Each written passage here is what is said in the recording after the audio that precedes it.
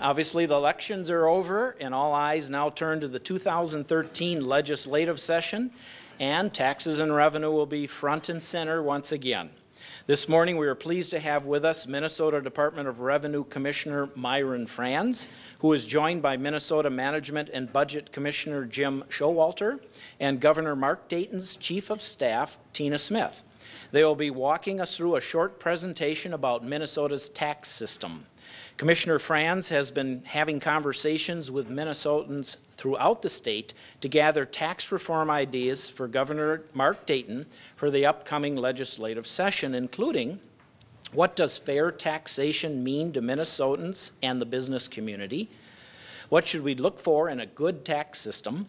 How can we simplify Minnesota's tax system? I'd like at this time to invite our panelists on stage for their introductions.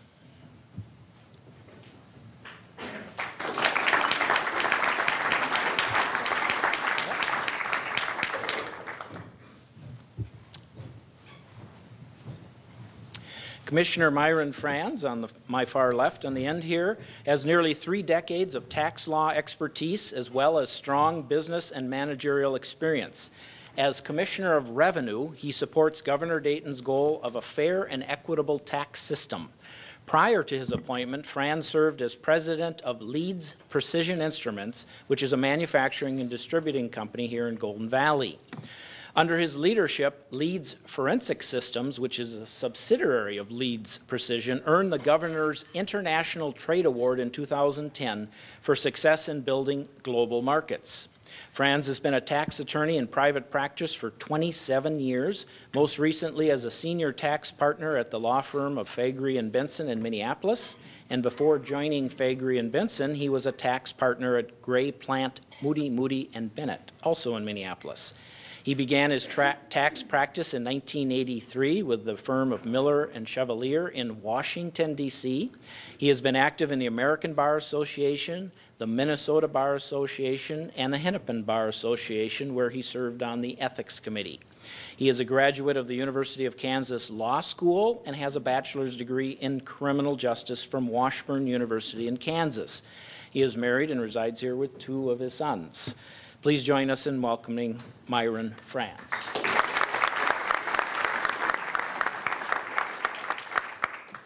Commissioner Jim Showalter was appointed Commissioner of Minnesota's Management and Budget, MMB, by Governor Mark Dayton in January of 2011.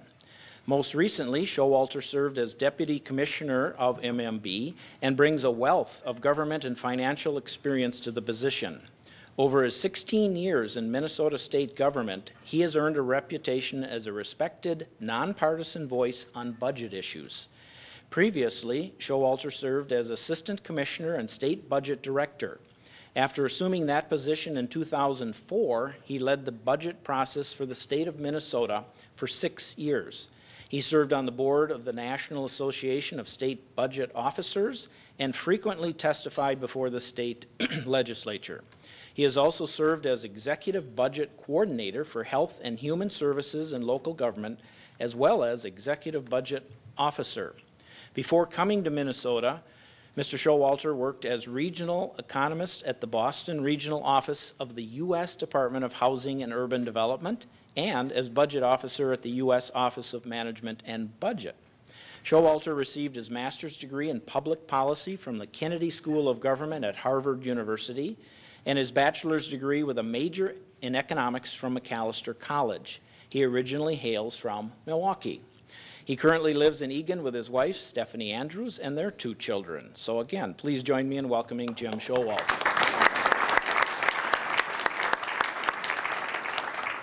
Chief of Staff for Governor Dayton. Tina Smith serves as Chief of Staff to Governor Dayton and Lieutenant Governor Yvonne Pretner-Solon. Smith previously served as Chief of Staff to Minneapolis Mayor R.T. Ryback and has diverse experience in the business and nonprofit sectors. Smith started her career at General Mills, founded a marketing and communications firm that served foundations and businesses in Minnesota and across the country, led Planned Parenthood's public affairs, marketing, and education programs in this region, and is a veteran of dozens of local, state, and national political campaigns. She earned a Bachelor of Arts from Stanford University, and an MBA from the Tuck School at Dartmouth. She lives with her husband, Archie Smith, in Minneapolis. Welcome to Tina Smith.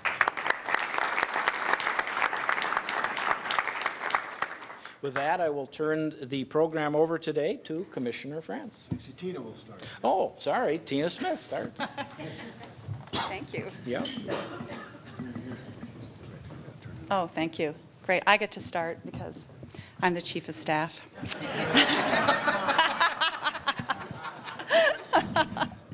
It's really a great fun to be here with all of you. And I have to say that, as was just mentioned, I started my career in Minnesota at General Mills, and so I, of course, have very fond memories of this hotel, because this was the hotel that us bright-eyed and bushy-tailed marketing recruits stayed at as we were over interviewing in the General Mills Tower, and then trying to figure out where we were going to live when we first moved to Minnesota, because I was a transplant to Minnesota. So it's really fun to be back here, and the hotel looks great. Not a lot different from 1984, but it looks good.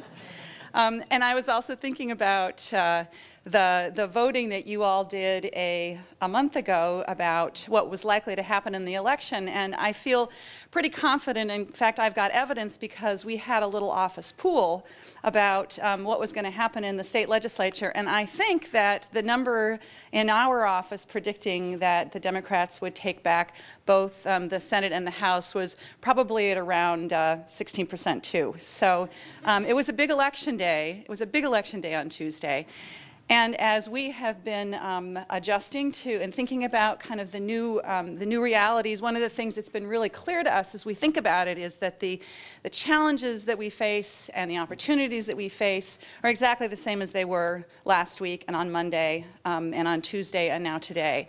And really what the three of us are here to do this morning is we're really grateful for the opportunity to talk with you a little bit about how we see those challenges and opportunities. I'm going to take a few moments and just sort of ground the discussion in a broad sense, trying to give you a broad sense of how Governor Dayton approaches the budget challenges, both from our need to reform how we raise money in Minnesota, but also how we spend money, because in our view, those two things are equally important. And then Commissioner Showalter is going to give you sort of a quick tutorial on the lay of the land in terms of the state budget and what the circumstances are of the state budget and how we are approaching budgeting completely differently. And then Commissioner Franz is going to talk to you about the work that he's been doing over the last really year practically to try to understand what's happening with the state's tax system and what are maybe some things that we can do about it. So let's see, Myron, here we go. So, you know, we start out this conversation being really grounded in the feeling that Minnesota is a great state, and we want to sort of focus on what it is that makes Minnesota great, and what are the opportunities and challenges before us. And I have to say that as we think about this, you know, we serve Governor Dayton, and I think a lot of people forget, because of the governor's long history in public service, that his family comes out of the world of Minnesota business. In fact, his father and his uncles were some of the toughest, most successful, most data-driven and customer-focused business executives in Minnesota history. And so it is, I think people sometimes underestimate that sort of philosophy and that sense of how you approach your job that is really rooted in the governor's approach. On the first day that he was elected, the first day that he was governor, the day that he was sworn in, he laid out three broad priorities for what he really wanted to focus on during his first term. And those are what you see up here. The first is he wanted to focus like a laser on creating jobs and improving Minnesota's competitiveness. The second, which is really heavily influenced by his deep sense of customer service, is he wanted a state government that delivers the very best services at the very best value. That's a value-driven proposition there, that people need to feel in Minnesota like they are getting good value for the tax dollars that they're spending. And the third is that we need a sustainable, fair, balanced budget. And that was a priority that was really rooted in his sense that for many years, the state budget had been kind of fixed without a sustainable solution, with sort of part-time solutions and part-time fixes, and that was just not going to be sustainable going forward. But if you think about kind of where we start from, one of the things that I think we have all felt as we've been all around Minnesota talking to people about how they feel about this state, that Minnesota has been a national leader. Minnesota, I think we have a sense in Minnesota of the exceptionalism of our state, and for really good reasons. I mean, we have been over and over, we're recognized as a great place to live, as a great place to grow a company, one of the best workforces in the country, a very diverse, resilient economy. Well, why is this? Why do we have this in Minnesota? We also hear all across the state that there is some consensus about why that is. It has to do with the fact that our workforce is highly educated. We are a state that is blessed with many, many natural resources. Originally, the state was built on natural resources. Increasingly, our strength comes from the quality of our workforce and our human capital, but we still have that great asset. And while we have a variety of other things listed on this as sort of what makes our economy so strong, I want to just mention two more. At the bottom, we talk about a sense of strong civic engagement and philanthropic leadership, and I think that that really has made Minnesota exceptional and is unusual as you travel around the country. But maybe most important, this has been a state of innovators and inventors. You see that in General Mills, you see it in 3M, you see it in many of the high-growth, high-performing smaller companies that will be the 3Ms and the Medtronics of the next generation. So we're really fortunate that we have this kind of a resilient economy. But I mean, let's be honest, we also, we have to look at this in terms of our strengths as well as our weaknesses. And this is important because it's going to be shaping how we think about the budget coming up this year.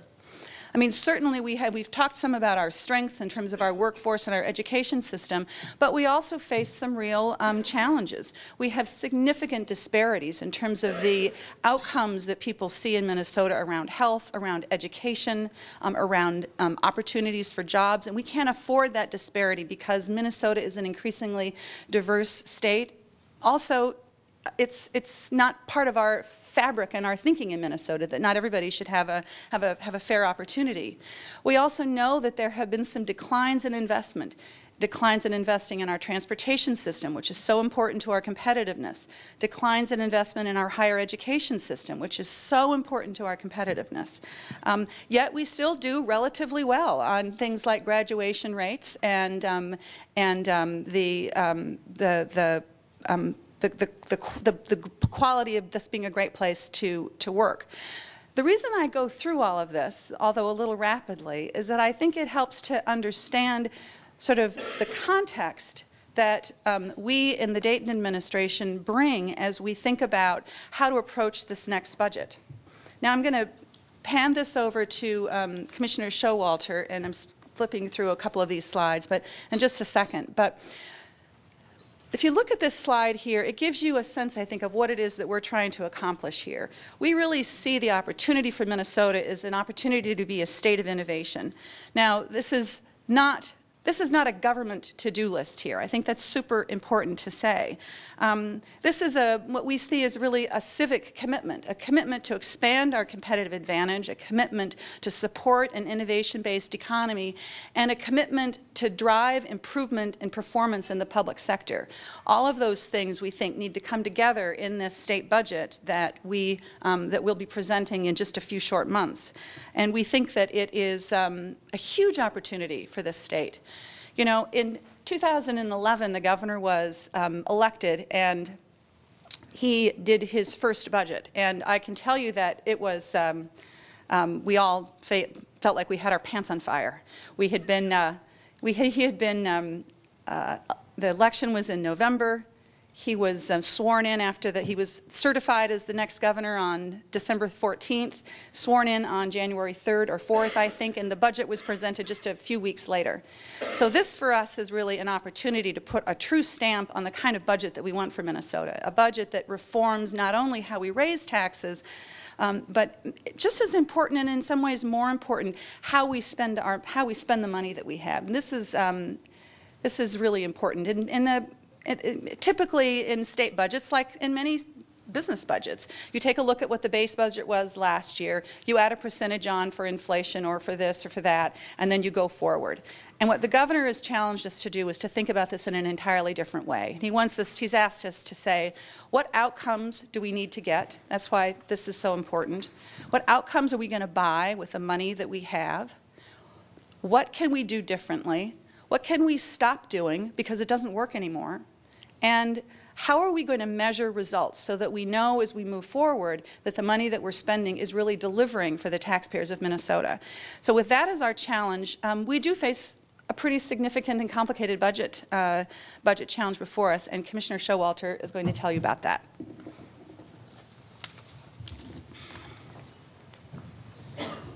Thank you, Tina. It's really a pleasure to be here with you today.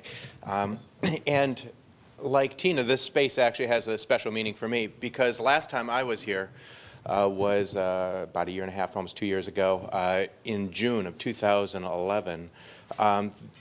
At that point in time, I was meeting with a double top secret meeting with a number of statesmen who are looking at the budget and trying to craft some way out of the legislative impasse, trying to find some third way. And even as I'm meeting with them and briefing them on all the issues, I get a call basically saying one of the rating agencies is preparing to downgrade us.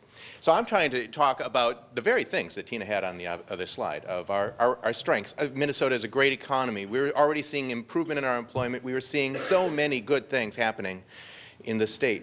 Yet the political impasse was drawing a negative discussion on Wall Street for the state. And that's just not where we need to be. We have so many impressive characteristics to the state, to how we approach the public sector and the private sector and working together and solving problems, that it's really a pleasure to come full cycle and be presenting some of these slides to you today.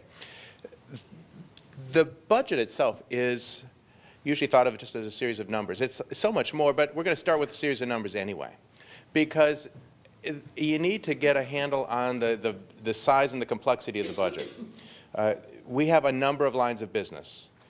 More often than not, the state actually isn't the service provider, the direct service provider. More often than not, we're actually a pass-through to other organizations to actually deliver the services on the ground. You look at schools. Of course, we all know that school districts are really in charge of working with students in terms of developing curriculum, creating an environment that fosters learning. Beyond that, higher education. Well, of course, the University of Minnesota and MNSCU are both also independent actors, really responsible for managing those campuses, fostering the education that goes on in the state, local units of government as well. Healthcare. We're a major payer for healthcare through the Medicaid program and our medical assistance program. But again, the state isn't often directly involved in the direct payments. And so as you look at the numbers here, you realize that within Health and Human Services, K-12 education, higher education, property tax aids and credits, a significant chunk, almost more than 80% of our budget on the general fund side, is actually working with other entities in a complex discussion across units of government, across sectors, in order to deliver the services that we need. It's ultimately a $60 billion enterprise. And the scenario that Tina started with, when the governor came in saying, I want to create a budget, I want to create a budget that conforms to my values and really puts a stamp on how I want to go at it. Doing that to a $60 billion enterprise in a couple of weeks was a bit too far. We were able to, I think, put out a budget that represented some of the things that we wanted to get done. But certainly, I think what you're seeing in this effort is a longer term and I think a more appropriate frame of reference. But we still have some problems to fix, because budgeting is, in the end, all about balance. The numbers are important because it provides a discipline, that there's choices to be made with our public resources. You just can't do everything. Everyone knows that, and everyone tries to avoid that. And that's why budgets are difficult and important discussions. So far, we haven't wrestled all of those problems to the ground. The Great Recession blew a significant hole in the employment and the economic vitality of the state and the nation. It also blew a hole in the revenues coming into the state. The one-time fixes from last session were really one-time fixes. And you don't get to count one-time fixes over and over again. And so when you do have shifts, payment shifts, when you securitize future revenues in order to balance the current year budget, it leaves problems looking ahead. And so even with the economy coming back even a little bit, we're still looking at over $1 billion in mismatch between our ongoing funding requirements or expectations and our ongoing revenue expectations. We have significant obligations to school districts, and ultimately we need a different approach, because in the end, we're not going to fill all those holes. We're not going to be able to get to a place where everyone's expectations of what was good in 2007 or 2003 or 1994, those numbers aren't really what matters for you. It's not what matters for the state of Minnesota. What matters is really results. It's getting to a place where we're all talking about, well, what is it that we want to buy? And that's a really important concept that the governor has set us on a course for this budget, so that in the end, it's not just about, well, I got 3% more, 3% less, or I have a historic issue. The question is, well, where does Minnesota need to go to maintain the competitiveness and the vitality that we've had in the past? And we want to continue and accelerate in the future. So the dashboard that you see here is sort of our beta test. To switch the conversation from I want more money, that's our unit of measurement, to no, I want more results. A truer concept of, yeah, there's resources, there's money resources involved, but there's also human resources involved. Do you have the right people? Do you have the right talents involved? And do you have the right strategies involved? And having a more robust conversation within the administration on holding managers accountable to the results that we're expecting. And ultimately having a public conversation about the strategies that we're using with the public money to get the kinds of results that are often commonly held across the line. So I think in the end, whether you're in Minnesota, whether you're in Washington State or any other place, you see, oh, yeah, we're for education. We want our citizenry to be educated. And it's not just the K-12 system, though that's an important one. It's also getting adults back into the system when they need to be retrained or to continue skill building. Is it mobility, being able to transport goods and people across the state in a timely manner? All of these things are elements that we want to be tracking and making sure that when we build this budget, we're having the most impact on these. Not that we're going to be able to solve all of them. We just don't have that kind of money. We have a $1 billion deficit to resolve. We have economic risks. We have a federal budget crunch that still, I think we all know about the federal cliff, still puts a lot of risk and a lot of questions out there. But even as we heal the budget problems of the past, we want to be looking forward and investing in the right places and making the tough choices so that in the end we're talking about exactly what we're going to be on the hook to deliver and on the hook to choose what it is as a group we all want. So that is the framework that we're working on, is to make sure that every tax dollar is accountable. I think we've done that for many years, of showing where that money is going in an accounting sense. But I think the communication has oftentimes broken down because, well, frankly, marketing isn't government's core competency. So how do we rejuvenate that conversation so that you know what it is we're trying to achieve? Because more often than not, I think you're going to find that we're trying to get to some of the problems that you want to address, whether it's lower costs in healthcare, greater accessibility to that, having safe communities, better transportation systems, you name it. The questions aren't oftentimes divisive. It's the strategies and whether we're actually delivering the value to you and whether we've got the right approaches to it. We're having those conversations internally, and it's a really exciting time. I've been in budgeting, as my bio suggested, for many years. And all too often, the conversations are about individual asks, oftentimes really good ideas. Anybody with any sort of softness in their heart would say, yeah, that's a great idea. But it's hard to put that with the hard head, to say, well, yeah, but these are all great ideas. How do I make choices between them? And I think the governor has set us on a course to have those discussions and to make those choices in this budget so that we're looking at the performance and effectiveness and the strategies that we need as a public sector to move the state forward. That said, moving the state forward on the spending side is only part of the story. It is also connected very closely to how we raise money, how we influence the economy through the taxation system, and really the economic vitality of the state, so that we have the most effective use of the public resources that we collect, and also making sure that the tax system is fair and equitable. And with that, I'm going to turn it over to Commissioner France to talk about really some important issues that he's been looking at. Well, thank you, Jim and Tina. Thank you for warming up the audience for me. You know, I'm not as handsome or as pretty as Jim and Tina, and I'm not as articulate as they are, but so I compensate by having the sexier topic today. I can't believe people are so interested in taxes, but it's been a fun ride. We've been really busy this last year going around the state. I just wanted to give you a kind of a brief synopsis of where we've been and what we've been hearing. How many people here have been to Halleck, Minnesota? Okay, it's a long way up there. We got up there this summer. It's 18 miles to Canada, 30 miles to North Dakota, and I thought, you know, maybe we should turn around and go home at this time. And I thought Tina didn't want us to have an international tax policy program. So anyway, we've been around the state a lot. We've been to over 48 cities. We've had over 139 meetings. We've had 76 legislators attend our meetings. We have a few more this morning, of course, who have come to our meetings, who have listened to our meetings, participated in those. We've talked to over 6,000 people.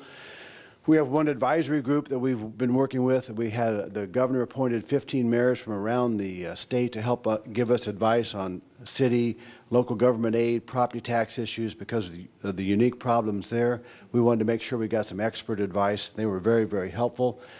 So the question really becomes why now?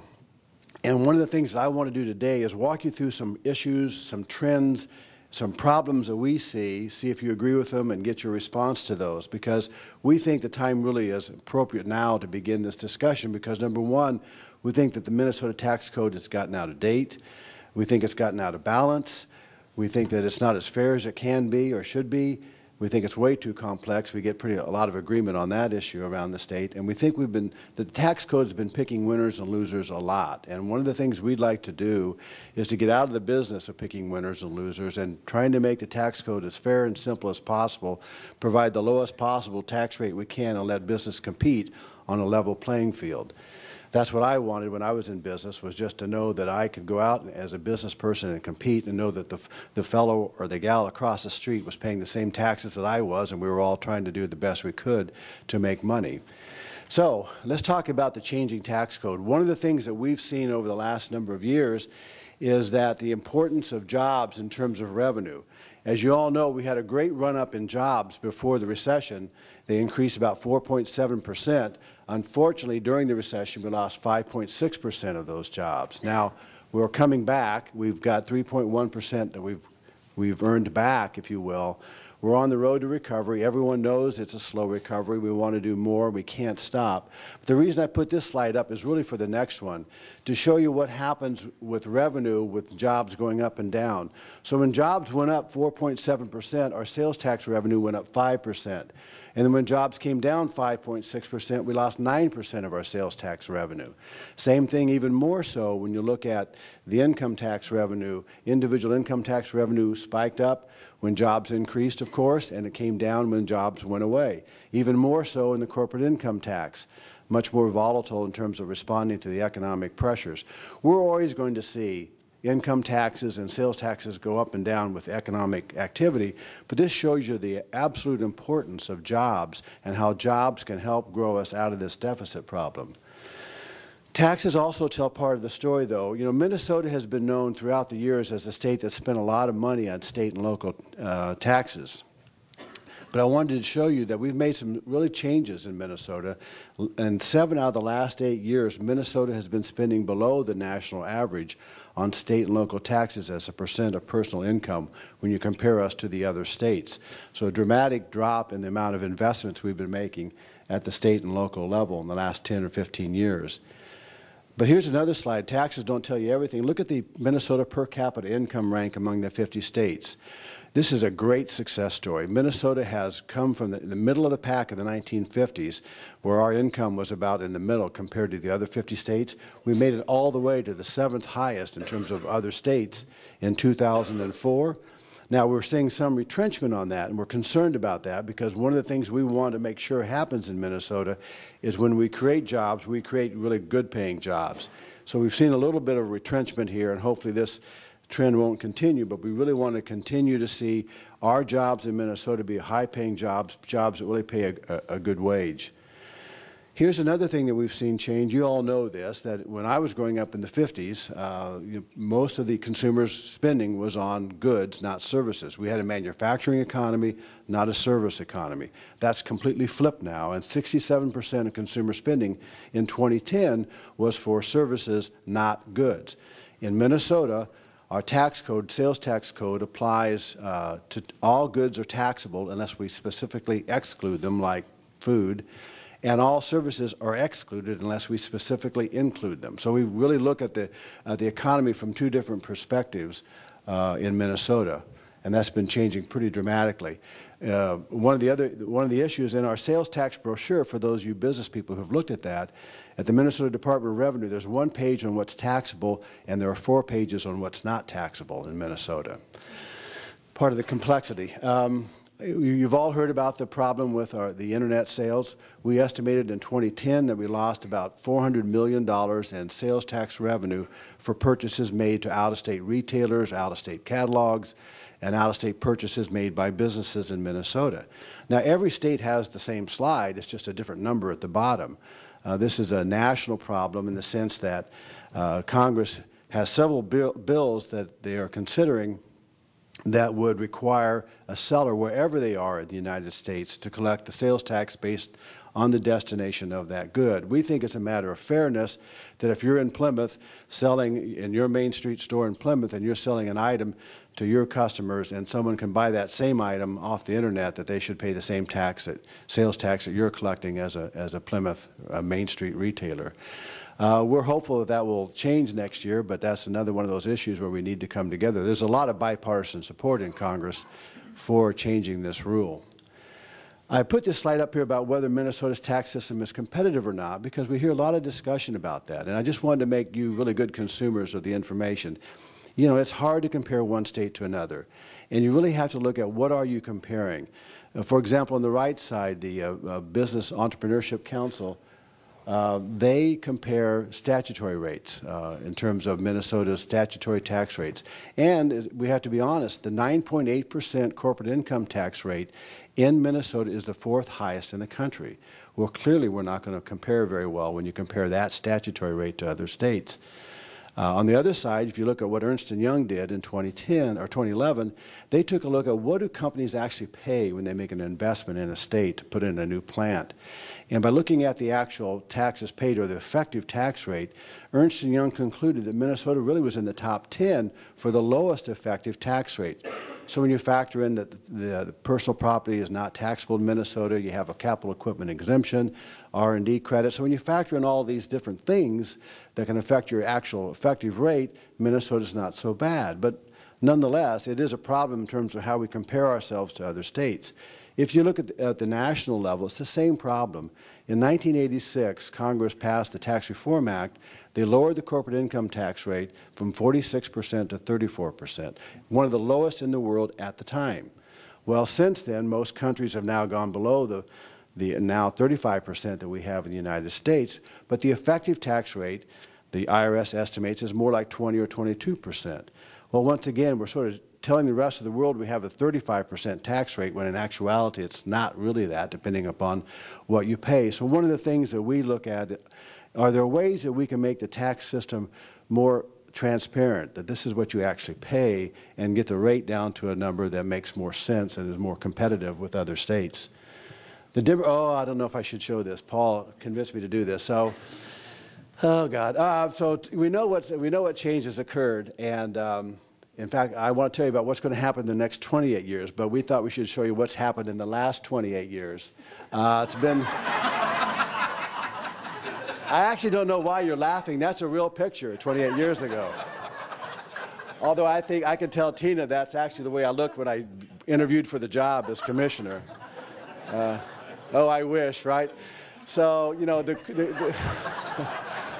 I had some suggestions about what to put up there too, but I hope I'm around. So we really want to talk about what is happening in Minnesota. We all know this, but it really has some really strong implications, and we need to think about that, because when we think about the changing demographics, there'll be 1.2 million more people in Minnesota in the next 28 years, and 850,000 more over the age of 60.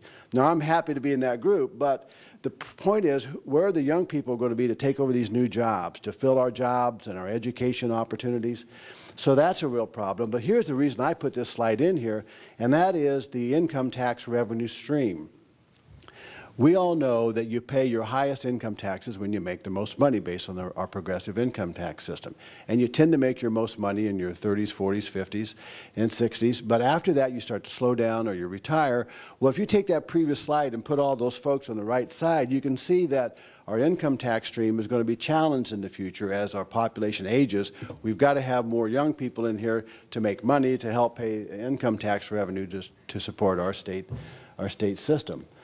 We also have seen a real continuing increase in growing income disparity. This is a national slide. This is what it looks like in the United States.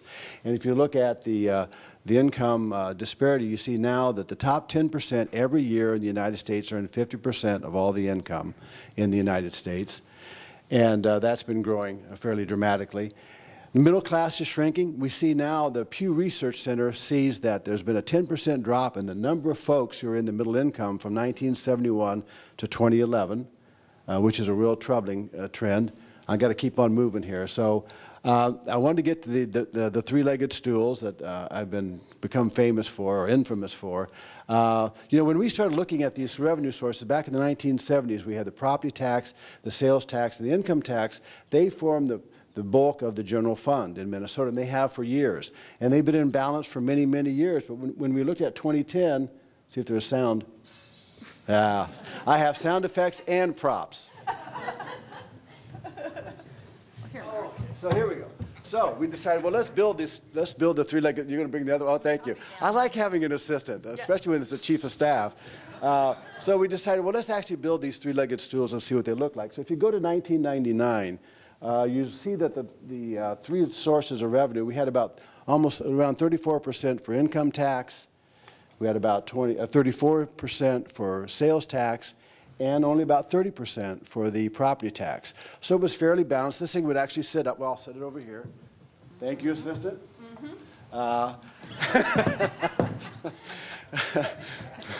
Vanna White's got nothing on my chief of staff. So then if you go to 2010, you see that things have really changed. If you look at the income tax, it's come down a little bit. It's about 33%. You see that the sales tax is about 26%, so for some of the reasons we've been talking about. And, of course, we all know that the property tax has jumped up to about 40% at this point. And so this is one of the things that we've been hearing around the state is people are really concerned about the continuing reliance on property taxes as a way to fund local and state government. I can't set this thing down because it literally falls over.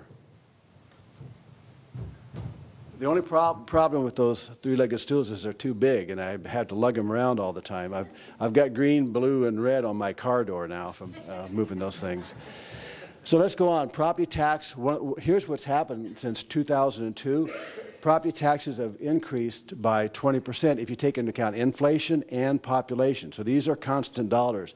There's been a 20% increase in property taxes in the last 10 years, and for local government aid to cities, counties, and schools has decreased by 30%, adjusted for inflation and population. So you can see now where schools and cities and counties have been put in that really tough spot.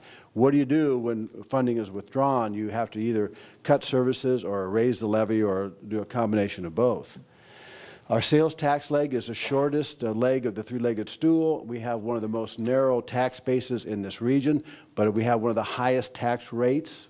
The more narrow your tax base, the higher the rate has to be to generate the revenue that you want. So that's a problem in terms of comparing ourselves to the rest of the area. I just want to briefly talk about who pays taxes and at what levels. Every 2 years, Minnesota studies its revenue system to determine how much each household pays in property tax, sales tax, income tax, and other taxes that I'll describe in a minute. So, on the income tax, it's based on your ability to pay, progressive tax. Property taxes are regressive. The more you get to the left, you'll see a little bit of a drop off there, and that's because we have the property tax refund, the homeowner's refund, to ameliorate a little bit the effects of regressive property taxes. Sales tax, based on what you pay, we know is a regressive tax. And the other taxes are corporate income tax, motor vehicle taxes, sales taxes, alcohol taxes and tobacco taxes. They also tend to be regressive. So if you add them all together, you see that on average, the folks in the middle pay about 12.3% of their annual household income to these 4 categories of taxes each year. The top 10% pay about 10.3%, and the top 2% pay about 9.7%. Now, this has been trending over time. It's being shifted, and you'll see that in 1990, the top 10% paid about 1.5% less than the other 90%. Well, here's the trend that's been happening since then. And in 2008, the top 10% now pay about 16.6% less than the other 90% of Minnesotans for these 4 taxes.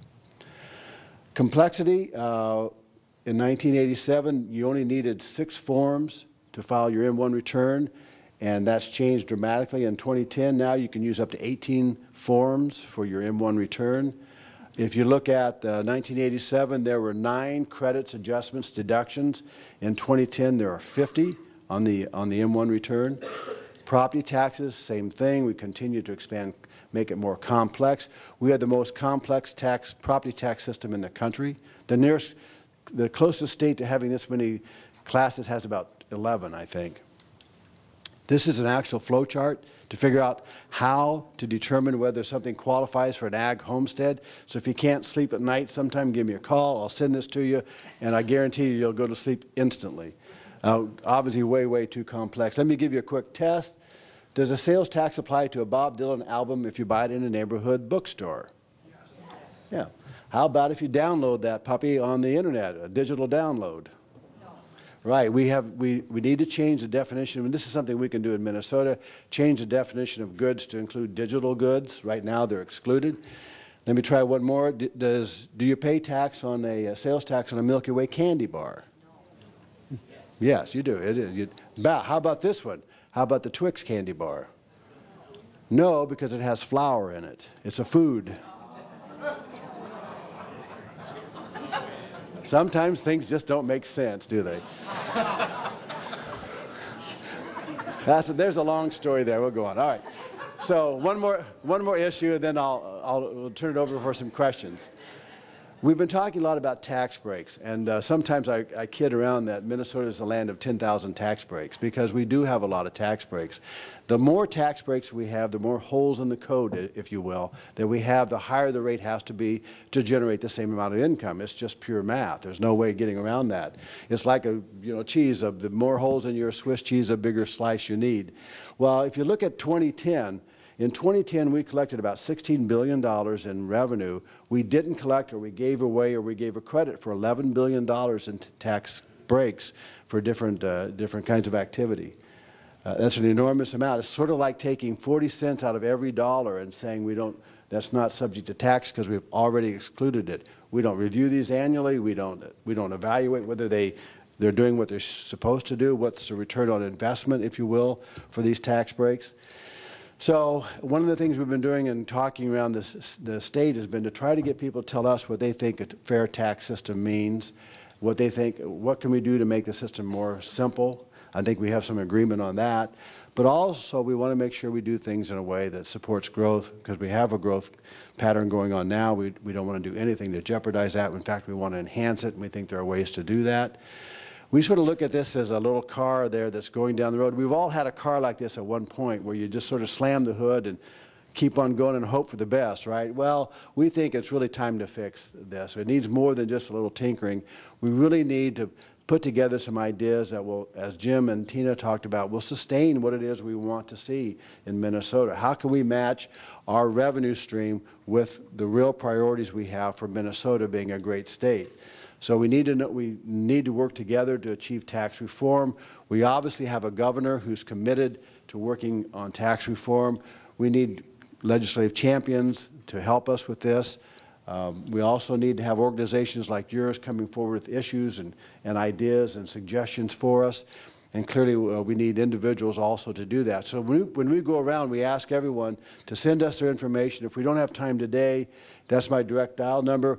You probably already have the governor's residence number, which is good because when he gets a call to residents about taxes, then I get the call pretty quick thereafter. So, but call or send me an email because we really do want to hear your ideas and your suggestions. But really, Tina and Jim and I really are here to listen to what you have to suggest in terms of your priorities and your concerns, because as we put this package, the budget package together, we want to develop a revenue system that makes sense and matches that budget in a way that we all can agree is moving us forward. So with that, I'll stop and open it up for questions.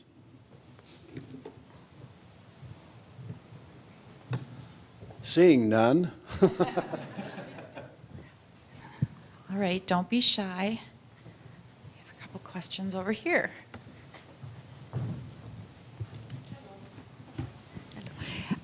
Why not eliminate tax breaks and eliminate the sales tax? If we eliminate the sales tax, we help businesses and individuals, and it looks like there's plenty of money in tax breaks to eliminate the sales tax, and then we'll even have money left over. Pay back the schools, have a surplus. Yeah, you know, one of the, it's interesting, good question, because like South Dakota relies on only the property tax and the sales tax to fund their government. They have a very, very broad sales tax because if you're going to rely on just two sources of revenue, you need to have two robust sources. The difficulty with that is the ability to plan for that, and one of the things that we've talked about having the three legs on the three-legged stool is to make sure that the tax burden is distributed around the economy in different ways. And we feel that by having three sources of revenue, you have more stability and you also provide some distribution of the tax burden. But you know, there are different views of how to raise that revenue. Commissioner France, I have a background very similar to yours, and I didn't look quite that good when I was that younger age. Yeah, but other than that, well-kept secret. Other than that, we talk about tax breaks, and I think sometimes you throw in tax breaks, or people do, or tax dodges in this language. You know, something like depreciation. Depreciation is the deduction of something to replace something you have to buy in the future. I don't consider that a tax break.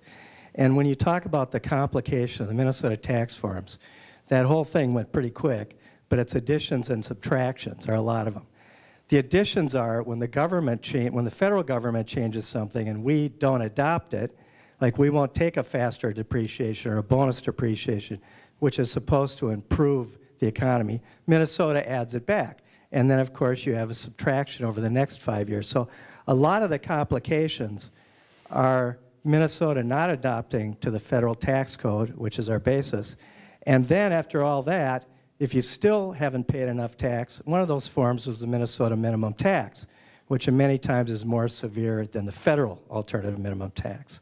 So I think a lot of the complication comes from that, us not corresponding to the federal. That's a good point. Federal conformity is an important issue, and it's an important issue for simplicity and trying to make things work easier. We all know that the hidden cost of complexity, it requires taxpayers to take more time to fill out the forms, to do the add-backs if we don't conform to the federal system.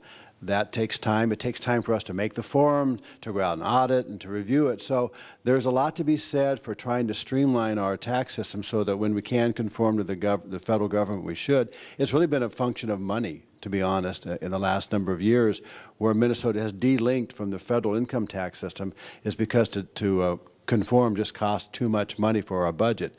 But those are things we need to consider. I think you raised some good points. And it makes it difficult for business people to have those two sets of book where you have the federal and the state. Yes, sir. It seems really daunting to pay the $2 billion back to the school system that was on that slide. How do reasonable people think that's ever, maybe that's too long of a timeline, ever going to be paid back without cutting, significant sectors out of our budget? When you mention reasonable person, I think you're talking about Tina Smith here. But that's a good question. Go, Tina. Well, it's a really, really tough question, and I mean, it's something that we're really grappling with right now.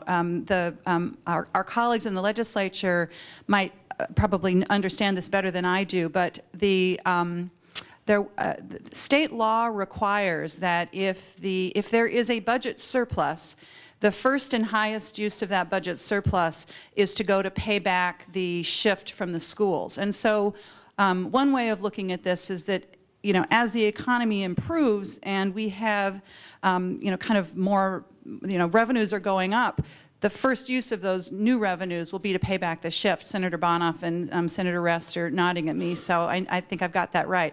So that's one factor. You know, the other factor, and I don't know how this is going to get resolved. It's going to be one of the most difficult issues to get resolved. You know, in the legislature in the last session, essentially what they did is they said, here's the money that we owe the schools in, in October. We're not going to pay that money to them until March. I mean, don't keep me honest on the exact dates, but that's the way that it happened. It was a sort of a delay in the payment. And so you know, there's going to be, I mean, what do you do about that? It's interesting, and I don't know whether school districts would say this publicly, but some of them behind the scenes are saying, you know, we'd rather see an increase in the formula, in the amount of money that we get paid than getting that shift paid back, because it's almost like if I asked you, would you rather buy down your mortgage or have your salary go up? And so it's an extremely complicated thing. The governor has not made any decisions about what he's going to recommend to the legislature, and I think it's going to be a really challenging question for the legislature to tackle. Okay, in the interest of time, we're going to have to wrap it up, of course, but I think you all will have certain takeaways from this. It's good information, opening the dialogue. I particularly thank all three of you for participating in that. There's a lot of business community members here, so if you can stick around a little and maybe they can come up and ask a few more questions after, it'd be appreciated. I think we're all going to have different takeaways. The visuals, of course, of the stools is good, but unfortunately for me, the two before and after pictures of Commissioner Franz is what burns in my mind. So thank you so much to Commissioner Franz, Commissioner Showalter, and Chief of Staff Smith for taking time from your busy schedules to join us today. Thank you.